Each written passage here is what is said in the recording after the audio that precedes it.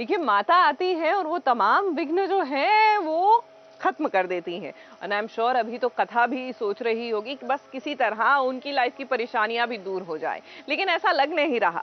बावजूद लीव के देखिए ना, नन्हा सा आरव जो है वो वियान को बहुत मिस कर रहा है।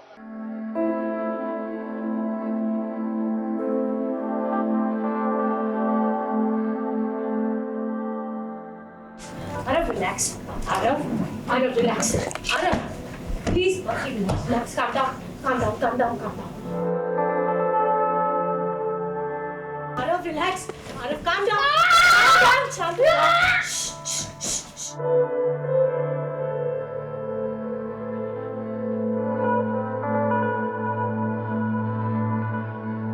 कथा और आरव की जिंदगी अब 8 महीने आगे बढ़ गई है।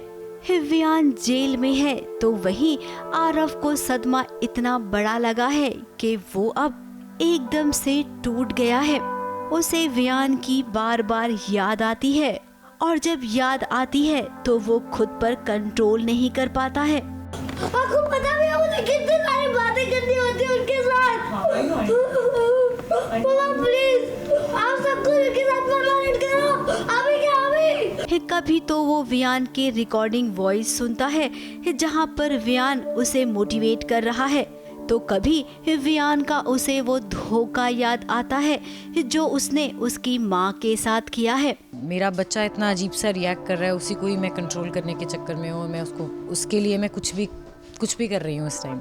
एक छोटा सा बच्चा देखिए कितने दर्द में है और अपने बच्चे को इस कदर दर्द में देखकर माँ पर क्या बीत रही है ये तो भाई कथा से बेहतर कोई नहीं समझ सकता।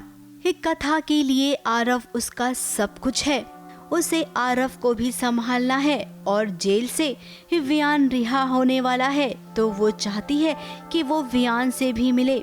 लेकिन अब आरव वियान के बारे में जो सोच रखता है उस सोच को लेकर तो कथा और वियान का रिश्ता आगे नहीं बढ़ सकता है।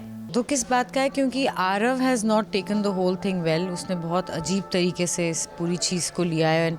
वो वियान से ही स्टार्टेड हेटिंग वियान और वो उससे कभी मिलना नहीं चाहता, उसको भी देखना नहीं चाहता। कथा की जिंदगी में अब कोई और दस्तक देने वाला है।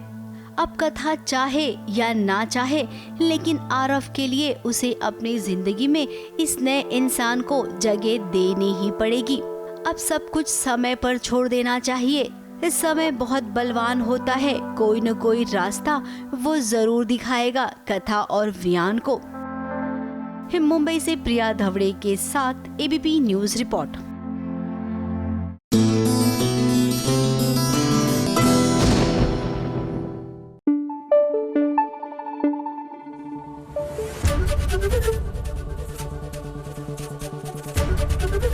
एबीपी न्यूज आपको रखे आगे।